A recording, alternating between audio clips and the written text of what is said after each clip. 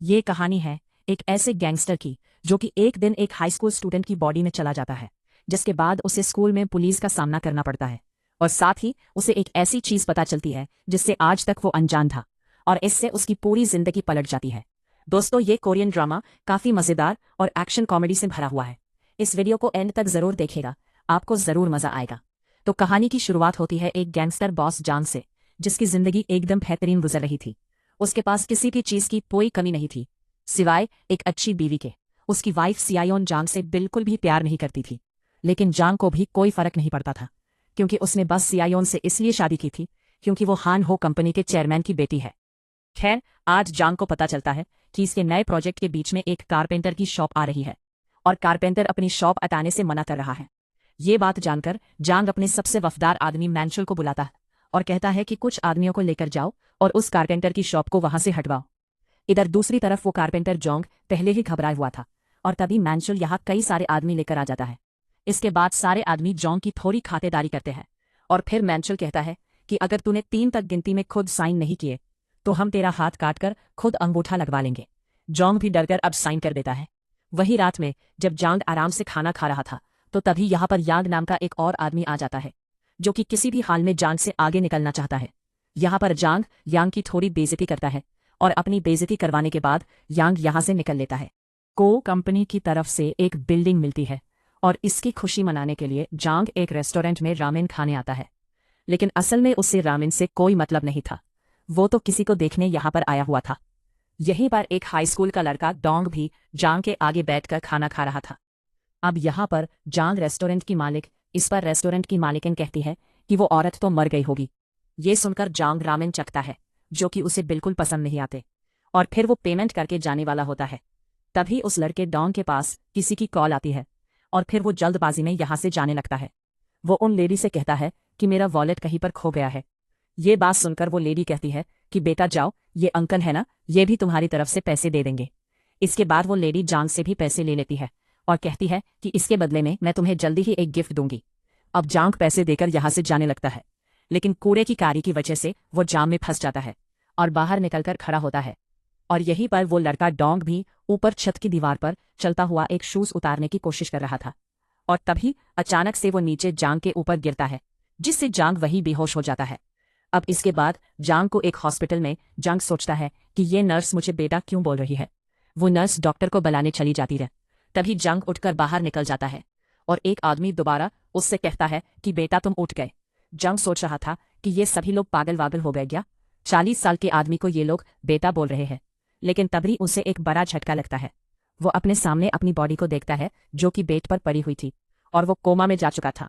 अब इसके बाद वही कारपेंटर जोंग भी यहाँ पर आ जाता है, को अपना बेटा कहने लगता है, और जांग को पता चलता है कि इस वक्त उसकी आत्मा उसी हाई स्कूल के लड़के की बॉडी में आ चुकी है, जो कि उसके ऊपर आकर गिरा था। यह सब देखकर जांग हैरान रह जाता है। डॉक्टर को लगता है कि डोंग यानी किस लड़के के सर पर गिरने से चोट लगी है, इसलिए वो थोड़ा सा अजीब बिहेव कर रहा है। यहीं पर कारपेंटर जांग कहता है कि मेरे बेटे का बोलने का तरीका भी बिल्कुल बदल गया है। वो कहते हैं कि डोंग, मैं तुम्हारे डैड हूं, क्या तुम मुझे नहीं पहचान पा रहे। लेकिन जांग कहता है कि वे भूरे अपने हाथ मुझसे दूर रख, मैं तारा बेटा बेटा नहीं हूं। डॉक्टर कहती है कि शायद इसकी दिमाग पर चोट लग गई है, ये कुछ समय में खुद ही ठीक हो जाएगा। अब इसके बाद जांग को याद आता है कि वो तो उसी लड़के की बॉडी में आ गया है, जो कि रेस्टोरेंट में उससे मिला था, और जरूर रेस्टोरेंट की उस औरत ने ही इनकी सौर आपस में सुच करवाई है। जांग तुरंत ही दोबारा रेस्टोरेंट में जाता है, लेकिन अब वहां पर कोई भी रेस्टोरेंट नहीं था, और उसकी एक औरत से बहस हो जाती है। वो औरत कह रही थी कि वो रेस्टोरेंट तो यहाँ से सालों पहले हट चुका है, लेकिन जांग उनसे कहता है कि मैंने कल ही यहाँ पर रामेन खाए थे। लेकिन वो औरत जांग को पागल समझती है। यहीं पर जांग के असली बॉडी के कोमा में जाने की खबर सुनकर उसी आदमी यांग को काफी खुशी होती है। इधर जांग अपने घर पहुंचता है और देखता है कि उसकी वाइफ रो रही है। जांग को लगता है कि शायद उसकी वाइफ को जांग के कोमा में जाने से काफी दुख हो रहा होगा, लेकिन असल में वो अपना नेकलेस रूट जाने की वजह से रो रही थी। अब तभी जांग की वाइफ उसे देखकर डर, लेकिन उसकी वाइफ को यकीन नहीं होता। वो अलार्म बजाकर एक तलवार उठा लेती है। तभी गार्ड्स यहाँ पर आकर जांग को पुलिस के हवाले कर देते हैं। फिर ऑफिसर जांग से कहता है कि तुम उस घर में क्यों गए थे, क्या तुम वहां पर चोरी करने वाले थे। जांग को गुस्सा आ जाता है। जांग कहता है कि वो पूरा घर मेरा है, भला मैं अपने घर में चोरी क्यों करूंगा। वो कारपेंटर अपने बेटे डोंग को रोकते हैं और पुलिस को बताते हैं कि इस सर पर चोट लग गई है, जिससे लगता है कि शायद अब इसके बाद जांग हॉस्पिटल में अपनी बॉडी के ऊपर बार बार गिरने लगता है ताकि वो अपनी असली बॉडी में वापस जा सके। तभी जांग का वफादार आदमी मैनचुल यहाँ पर आता है, लेकिन वो ये देखकर सोचता है कि शायद वो किसी कपल के रूम में आ गया, इसलिए वो वापस जाने लगता है। लेकिन उसे याद आता है कि ये तो उसके बॉस का रूम है। वो अंदर आकर कहता है कि तू मेरे बॉस के साथ क्या कर रहा है। मैनचुल पहचान जाता है कि ये तो वही मोटा है जिसने मेरे बॉस के ऊपर गिरकर उन्हें कहा था। अब तभी डॉक्टर यहाँ पर आ जाती है। जांग यहाँ से निकल लेता है। फिर वो कारपेंटर जॉन्ग के साथ उनके घर पर आ जाता है। यहाँ पर जॉन्ग ने अपने बेटे के लिए ढेर सारा खाना बनाया था, लेकिन इतना खाना देखकर जांग कहता है कि मैं इतना सारा नहीं खा सकता। मगर थोड़ा सा चखने के बाद ही उससे कुछ होता है, और जब उसकी आंख खुलती है तो सारा खाना उसने खत्म कर दिया था। इसके बाद जॉन्ग कहता है कि बेटा अब तुम आराम कर लो, हम कल स्कूल जाएंगे और उसके बारे में बात करेंगे। इसके बाद जॉन्ग इस लड़के डॉन्ग के रूम में आ जाता है। फिर अगले दिन ये दोनों स्कूल में जाते हैं। जॉन्ग बॉस की तरह बैठ जाता है और अपनी एटीट्यूड को बिल्कुल भी कम नहीं करता। फिर इसके बाद जॉन्ग प्रिंसिपल से बात करता है। प्रिंसिपल के साथ साथ पूरे स्कूल में ये बात फैल गई थी कि जिस दिन से डॉन्ग गिरा है, डॉन्ग को उस दिन के बारे में कुछ भी याद नहीं है। कारपेंटर जॉन्ग प्रिंसिपल से कहता है कि मेरा बेटा ऐसा कदम नहीं उठा सकता कि वो खुद बिल्डिंग से कूद जाए। जरूर दूसरे बच्चों ने उसके साथ कुछ किया होगा, लेकिन प्रिंसिपल मना करने लगता है। और ये सब सुनकर जांग समझ जाता है कि प्रिंसिपल कुछ छुपा रहा है। वो कारपेंटर को और चिंता करने से मना करता है और फिर इस लड़के डॉन्ग की क्लास में आ जाता है। टीचर सब बच्चों से कहती है कि उस एक्सीडेंट की वजह से डॉन्ग अभी तक पूरा ठीक नहीं हुआ है, इसलिए हर काम में इसकी मदद करो। लेकिन क्लास के कुछ लड़के डॉन्ग के आते ही उसका स्वागत अपनी मिडिल फिंगर से करते हैं। फिर इसके बाद कैंटीन एरिया में कुछ लड़कियां एक लड़की यून को बुली करने लगती हैं।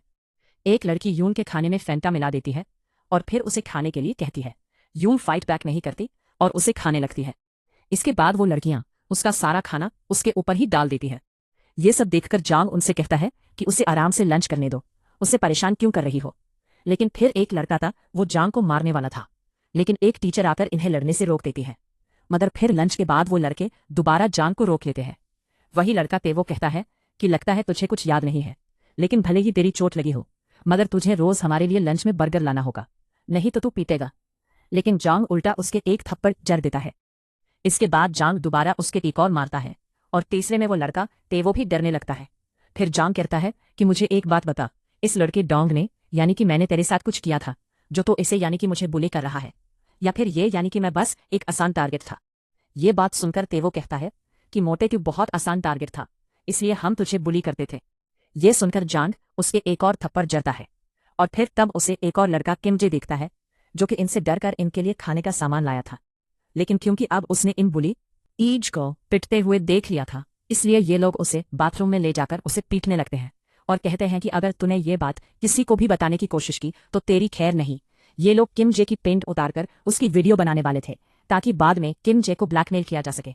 तब पीछे से जांग बाहर निकलता है और जांग इन सभी को अपने पेट की शक्ति से जमीन पर गिरा देता है।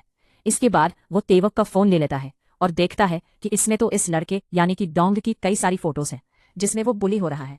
जांग उस लड़के के फिर से एक थप्पड़ जड़ता है और कहता है कि मैं तेरा फोन कुछ समय बाद वापस कर दूंगा। अब इसके बाद वो घर आकर फोन को चेक करता है और जांग को इसमें एक वीडियो मिलती है जिससे उसे पता चलता है कि ये सारे लड़के मिलकर उस दिन डॉन्ग को बुली कर रहे थे। उन्होंने उसी लड़की यून का जूता एंटीना पर लटका दिया था और डॉन्ग को दीवार पर चलते हुए उसे उतारने के लिए कहा था, और यही चीज करते हुए ये लड़का डॉन्ग जांग के ऊपर गिर गया था। जांग को अब सब कुछ पता चल चुका था कि इस लड़के डॉन्ग के साथ क्या हुआ था। वहीं पर तेवोक का बॉस अब उसे और उसके दोस्तों को मारने लगता है क्योंकि तेवोक ने अपने फोन से वो वीडियो डिलीट नहीं की थी। और तभी जांग यहाँ पर आकर उस लड़के को धमकाते हुए कहता है कि मैंने उस वीडियो की एक कॉपी बना ली है, इसलिए अब मुझसे दूर रहना नहीं तो तेवोक को बात रहना नहीं है। उसी लड़के किमजे के साथ जाने लगता है। वहीं दूसरी तरफ जांग की वाइफ अपने पति के कोमा में जाने का फायदा उठा रही थी। तभी यांग इन दोनों के सामने आ जाता है। यांग इन दोनों से कहता है कि मैंने तुम्हारी फोटोज ले ली हैं जिसमें तुम दोनों साथ थे, और अब मैं ये फोटोज चेयरमैन हान को भेजने वाला हूँ। जांग की वाइफ कहती है कि डायरेक्ट मुद्दे पर आ, आखिर तू क्या चाहता है। इधर दूसरी तरफ जांग अब दोबारा हॉस्पिटल में अपनी बॉडी के पास आ जाता है जहां उसका वफादार आदमी मैनचुल इसके पास बैठा हुआ था। वो दोबारा जांग को देखकर कहता है कि अबे मोटे, मैंने तुझसे कहा था ना, दोबारा मेरे बॉस के आसपास भी मत भटकियो। जांगी सुनकर उसके अखरोट चटकाता है और फिर उसे बताने लगता है कि मैं ही तेरा बॉस हूँ। वो मैनचुल को कई सारी बातें बताता है जो कि सिर्फ जांग को पता हो सके। फिर अपनी भूख मिटाते हुए जांग मैंचल से पूछता है कि आखिर तुम मेरी बॉडी के आसपास क्यों थे। इस पर मैंचल बताता है कि एक रूमर फैली हुई है कि वो आदमी यांग आपको हॉस्पिटल में मरवाना चाहता है, इसीलिए मैं आपकी बॉडी की रक्षा कर रहा था। अब इसके बाद अगले दिन स्कूल में जांग से एक लड़की टकरा जाती है। वो तेजी में कहीं पर जा रही थी और वो अपना टेडी बेयर नीचे गिरा देती है। जांग उसके पीछे जाता है और उसका टेडी बेयर उसे वापस करता है। ये वही लड़की। वो कहती है कि डोंग, तुम्हारी याददाश्त सच में चली गई, क्या तुम मुझे पहचान भी नहीं रहे। अब तभी इस लड़की यून की माँ यहाँ पर आ जाती है। जांग उन्हें देखकर हैरान रह जाता है क्योंकि असल में ये औरत मीसुन जांग का पहला प्यार थी। मीसुन जांग को देखकर कहती है कि अरे बेटा डोंग, ये तो तुम ही हो ना, तुम कितने बड़े हो गए हो। जांग कहता है कि मीसुन तू यहाँ पर क्या कर रही है। ये सुनकर मीसुन उसके एक लगाती है और कहती है कि तुझे बात करने की तमीज नहीं है क्या, तुम इतने छोटे होकर मुझे मेरे नाम से बुला रहे हो। मीसुन उसे मारने लगती है और यहाँ से भगा देती है। फिर जांग अपने और मीसुन के पुराने पलों को याद करने लगता है और सोचता है कि मीसुन अगर यून की माँ है तो उसका बाप कौन है। फिर वो स्कूल के दौरान यून के कुछ बाल तोड़ लेता है और डीएनए टेस्ट से उसे पता चलता है कि यून उसकी ही बेटी है जिसे स्कूल में बुली किया जाता है। ये सब जानकर अब उसे गुस्सा लगता है। अगले दिन स्कूल में वही लड़कियां दोबारा से उसकी बेटी यून को परेशान करने लगती हैं और कहती है कि तूने ही हमारी लिपस्टिक चुराई है ना। वो उसका बैग चेक करती है। ये देखकर जांग कहता है कि तुम्हारी लिपस्टिक मैंने चुराई थी, वो मुझे चाहिए थी लेकिन वो मुझे पसंद रही आई, इसीलिए मैंने उसे फेंक दिया। इस तरह जांग यून को बचा लेता है, लेकिन वो देखता है कि उसकी बेटी रो रही है। इसीलिए जांग मैंचुल को उन्हीं लड़कियों की फोटो दिखाकर कहता है कि इन लड़कियों ने मेरी बेटी को परेशान किया है, इन्हें अच्छा सबक सिखाओ और इनकी कई सारी हड्डियां तोड़ दो। लेकिन मैंचुल कहता है कि बॉस, हम ऐसा नहीं कर सकते, ये तो हाई स्कूल की लड़कियां हैं और ये हमसे कितनी छोटी भी है। शायद यून को ये बात खुद ही स्कूल में संभालनी चाहिए। ये बात जानकर अब जांग मीसुन से बात करता है। मीसुन नहीं जानती थी कि इस लड़के के अंदर उसके पहले प्यार की आत्मा है। वो उसे डोंग ही समझ रही थी। जांग उसे सब बताता है और कहता कि टीचर्स भी बुलिंग को इग्नोर कर रहे हैं। मीसुन परेशान होने लगती है। उसे समझ नहीं आता कि उसे क्या करना चाहिए। वो कहती है कि ये सारी गलती उस आदमी जांग की है, उसे कोई अंदाजा भी नहीं होगा उसकी बेटी और मैं किन चीजों से गुजर रहे हैं। अपने आप को बुरा भला सुनकर जांग कहता है कि तुम चिंता मत करो, मैं स्कूल में सब संभाल लूंगा। वही जांग की वाइफ अब यांग के साथ मिल चुकी थी। वो अपने डैड यानी कि चेयरमैन को बताती है कि जांग ने 3 बिलियन वॉन का घोटाला किया है। वो चेयरमैन हान को कुछ पेपर्स भी दिखाती है। इधर जांग अब डिसाइड करता है कि उसे अपनी बेटी को बचाना होगा, साथ ही उसे इस लड़के की बॉडी को भी शेप में लाना होगा। इसीलिए अब जंग जिम में प्रैक्टिस करने लगता है और मिसुन ने यून को भी यहाँ भेज दिया था। लेकिन यून कहती है कि मैं तुम्हारे साथ यहाँ पर फाइटिंग की प्रैक्टिस नहीं करने वाली। वो जाने लगती है, मगर मैंचुल इनका नया टीचर बनकर उसे रोक लेता है और फिर इन दोनों को फाइटिंग की ट्रेनिंग देने लगता है। कुछ ही दिनों में यून बहुत अच्छी फाइटर बन जाती है और साथ ही जंग भी अपना वजन घटाकर शेप में वो स्कूल में जाता है और स्कूल में सारी लड़कियां उसका नए आरोप देखकर हैरान रह जाती हैं और लड़कियों के साथ साथ उसे लड़के भी देख रहे थे। इसके बाद स्कूल से जांग यून के साथ उसके घर पर आता है, जहां उसे अपनी बेटी की कई सारी फोटोज मिलती हैं। वो उसकी बचपन की एक फोटो को देखकर अपने फोन में एक फोटो ले लेता है। इधर कारपेंटर जोंग मेहनत से काम करने के बाद अपनी सैलरी लेकर घर जाने लगते हैं, मगर बीच रास्ते में ही कुछ आदमी इन्हें घेर लेते हैं। कारपेंटर जोंग ने इन आदमियों से 2 साल पहले पैसे उधार लिए थे और अब ये आदमी जोंग से पैसे लेने के लिए उन्हें मारने लगते हैं। तभी यहाँ पर जांग आ जाता है। जांग ये देखकर इन आदमियों से फाइट करने लगता है, लेकिन उसके रेड उसे पकड़ लेते हैं और सारी मार खुद खाते रहते हैं।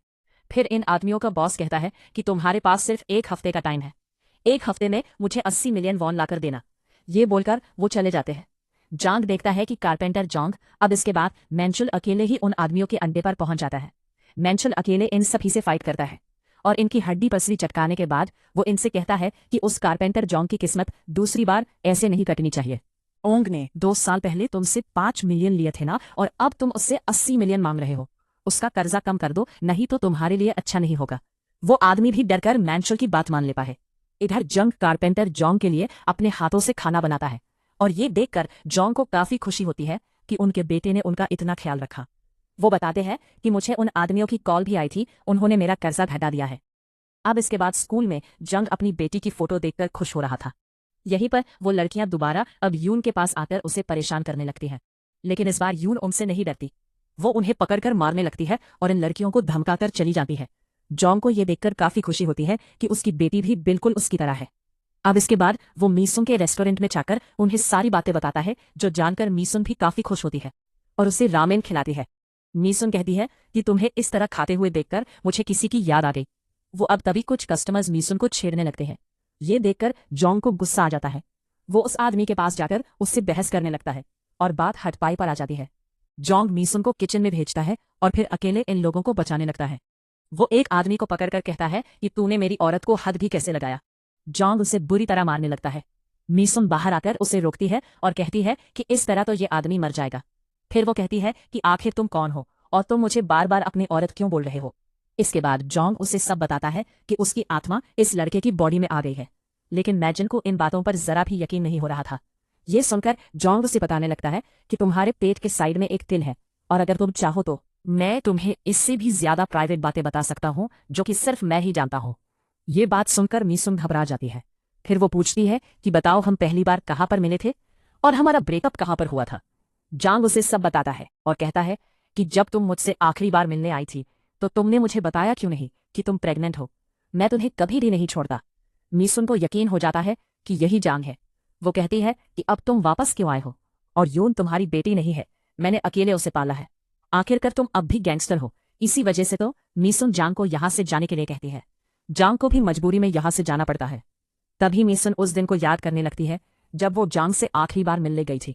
वो जोंग को सच बताने वाली थी, लेकिन जोंग ने ही उसे पहले छोड़ दिया था क्योंकि उसकी शादी चेयरमैन की बेटी से हो रही थी, जिससे उसे ढेर सारे पैसे मिलते। ये सब याद करके अब मीसुन को गुस्सा आ जाता है। फिर अगले दिन स्कूल में जोंग यून के साथ बैठा हुआ था। तभी एक अमीर लड़का यून के पास आकर कहता है कि क्या आज तुम मेरी बर्थडे पार्टी में आओगी। वो यून को इनवाइट कर रहा था और ये देखकर यून तो हैरान रह जाती है क्योंकि यून इस लड़के को पसंद करती थी। और जैसे ही जोंग को इस बात का एहसास होता है कि उसकी बेटी इस लड़के को पसंद करती है, जोंग यहां से उठकर चला जाता है। वहीं मीसुन अब भी ख्यालों में खोई हुई थी और तभी जोंग उसके पास मैसेज करके उसे मिलने के लिए भी उसी अमीर लड़के के विला में पार्टी में आ जाती है। यहीं पर जोंग का स्कूल का दोस्त भी उन्हीं गुंडी लड़कियों के बीच में फंस चुका था और तभी वो लोग बात करती है कि आज तो यून गई, उसे पता भी नहीं होगा कि आज उसे पार्टी में क्यों बुलाया गया है। जोंग का दोस्त ये सारी बातें सुन लेता है। इधर मीसुन अब जोंग से मिलने आ जाती है। मीसुन से मिलकर उसे समझाने लगता है कि जो उसने पास्ट में मीसुन के साथ किया उसके लिए वो शर्मिंदा है और अब वो मीसुन के साथ और तो और तुम पहले से शादीशुदा हो। आसपास के लोग ये सुनकर हैरान होते हैं कि ये बच्चा इतनी सी उम्र में शादीशुदा है और इसका अफेयर भी चल रहा है।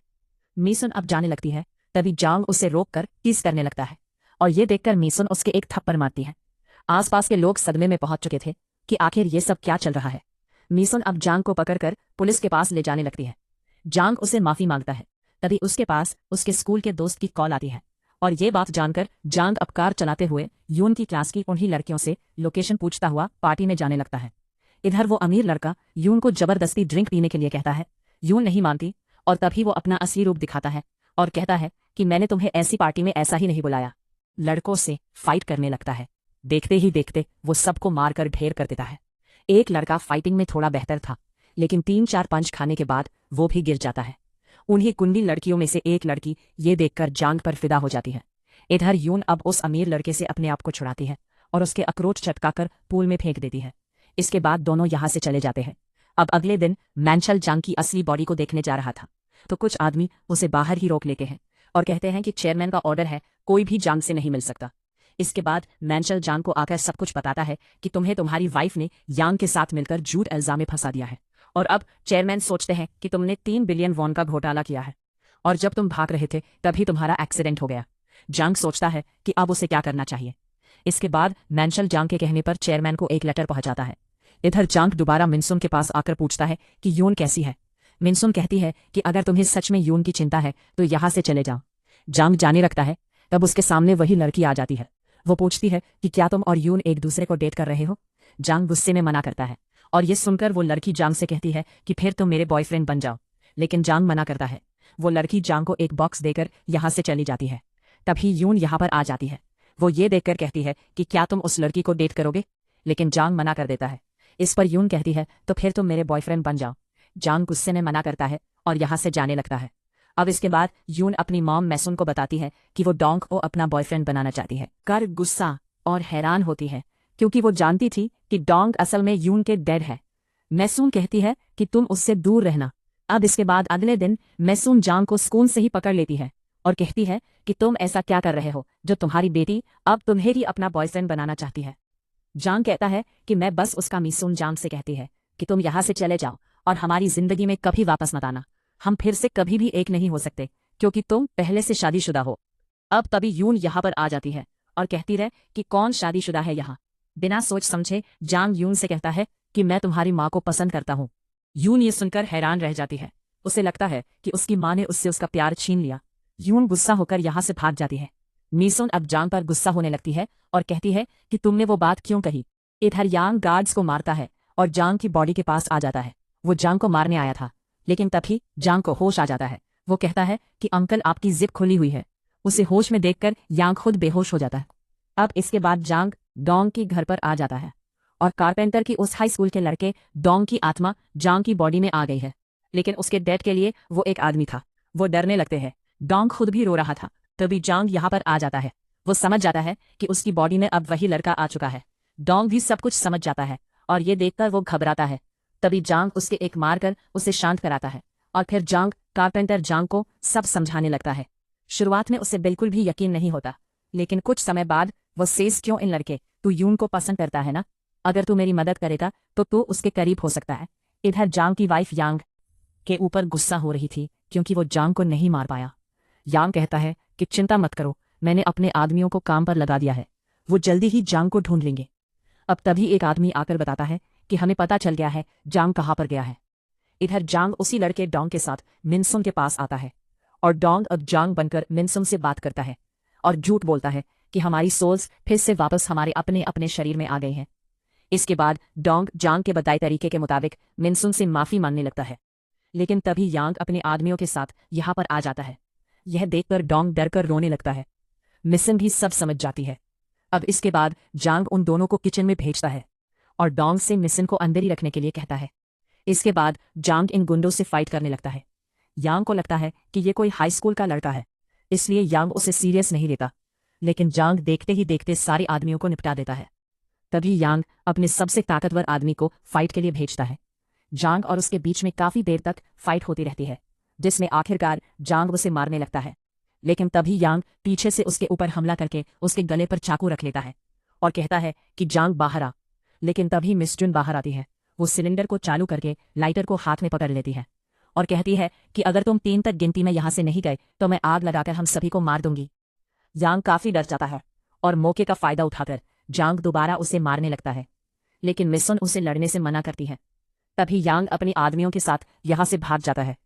जांग अब मिसुन के पास आकर सिलेंडर को बंद करता है और उसके हाथ से लाइटर ले लेता है। मिसुन भी काफी डरी और अंदर से दुखी थी। तभी डोंग भी बाहर आ जाता है। सुन अब असली जांग को दूर करके डोंग से बात करने लगती है। वो जांग की बॉडी के सामने वो सारी बातें कहती है जिन्हें इतने सालों से वो अपने दिल में द मिसुन उससे कहती है कि मुझे तुम्हारी बहुत याद आती थी और आखिरकार तुम 17 सालों बाद वापस लौट आए हो। मिसुन उससे गले लगा लेती है। जांग भी समझ जाता है कि मिसुन आज भी उससे प्यार करती है। अब इसके बाद जांग की कंपनी के चेयरमैन अपनी बेटी को बुलाते हैं। चेयरमैन हान को जांग के भेजे हुए उसी लेटर से पता चल चुका था। यांग के साथ मिलकर उसे फंसाना चाहती है और असल में जांग ने पैसों का कोई घोटाला नहीं किया। चेयरमैन अपनी बेटी से कहते हैं कि ये लेटर उसने एक्सीडेंट से पहले लिखा था और हमने राइटिंग भी चेक करवाई और ये राइटिंग बिल्कुल जांग की है। ये सुनकर वो कहती है कि ऐसा कैसे हो सकता है, मैंने तो एक्सीडेंट के बाद ही यांग के साथ हाथ मिलाया था। इससे चेयरमैन समझ जाते हैं कि उनकी बेटी उन्हें धोखा दे रही है। साथ ही उन्हें अपनी बेटी के अफेयर के बारे में भी पता चल चुका था। इधर अब जांग डोंग को पूरी स्क्रिप्ट समझाकर चेयरमैन के सामने इसके अकॉर्डिंग ही बोलने के लिए कहता है। इसके बाद वो लड़का डोंग जांग बनकर चेयरमैन के सामने आ जाता है। असली जांग कार में बैठकर रेडियो के जरिए डोंग को सब बता रहा था। अब तभी चेयरमैन अपनी बेटी को अपने पैसों में से 1 भी रुपया देने से मना करने लगते हैं। इससे गुस्से में आकर उन्हीं की बेटी उन्हें बताती है कि जांग की भी एक बेटी है और उसका भी एक औरत के साथ अफेयर चल रहा है। ये बात सुनकर चेयरमैन जांग से इस बारे में पूछते हैं। असली जांग उसे इंस्ट्रक्शन दे रहा था, लेकिन गिलिच की वजह से उसे कुछ भी सुना ही नहीं देता और डोंग चेयरमैन से कह देता है कि हाँ ये सच है, उसकी एक बेटी है, लेकिन ये बात उसे एक्सीडेंट के बाद ही पता चली है। डोंग कहता है कि अगर आप मुझे मेरी फैमिली के साथ रहने की वजह से कंपनी से निकालकर 1 रुपया भी नहीं दोगे तो तब भी मुझे ये मंजूर है। चेयरमैन भी उसके ऊपर गुस्सा नहीं करते और ये देखकर जांग की वाइफ यहां से चली जाती है। अब इसके बाद चेयरमैन जांग से कहते हैं कि तुम जैसा चाहो वैसा कर सकते हो। डोंग अब खुश होकर यहां से जाने लगता है।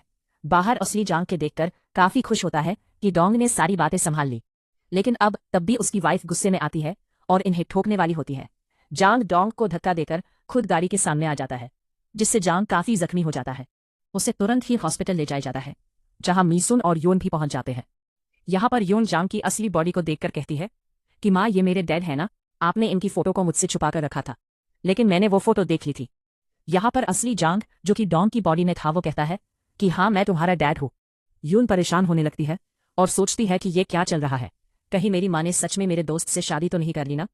अब तब भी बात करते हुए असली जांग बेहोश हो जाता है और इसके साथ ही जांग की बॉडी में मौजूद डोंग भी बेहोश हो जाता है। फिर कुछ समय बाद जांग को ऑपरेशन रूम में होश आता है, जहां उसके सामने उसी रेस्टोरेंट की मालकिन होती है। इससे जांग समझ जाता है कि सोल स्विच करवाने में इसी लेडी का हाथ था। वो लेडी अब जांग को सोने के लिए कहती है। अब इसके बाद कहानी 6 महीने आगे जाती है, जहां डोंग अब अपनी असली बॉडी में वापस आ चुका था। वो हॉस्पिटल से डिस्चार्ज होकर स्कूल आता है तो सारे बच्चे उसकी तारीफ करने लगते हैं, क्योंकि स्कूल के सारे बुलीस ने डोंग के डर की वजह से स्कूल छोड़ दिया था। और अब डोंग और यून स्कूल के नए हीरो बन जाते हैं। उसी गैंगस्टर यांग को भी पुलिस ने पकड़ लिया था और असली जांग भी अपनी बॉडी में लौटने के बाद गुंडागर्दी छोड़कर मीसुन के साथ रहने लगा था। साथ ही कारपेंटर जांग और मेंचुल भी इन्हें के साथ काम करने लगे थे और इसके साथ ही जांग अपनी बेटी के साथ अच्छा समय बिता रहा था। और इसी हैप्पी एंडिंग के साथ ये मूवी यहाँ पर खत्म हो जाती है। दोस्तों, आपको ये मूवी कैसी लगी कमेंट करके ज़रूर बताइएगा, और ये वीडियो पसंद आई हो तो वीडियो को लाइक करके हाइप कर दीजिएगा, और हमारे चैनल पर नए हैं तो चैनल को सब्सक्राइब भी कर लीजिएगा।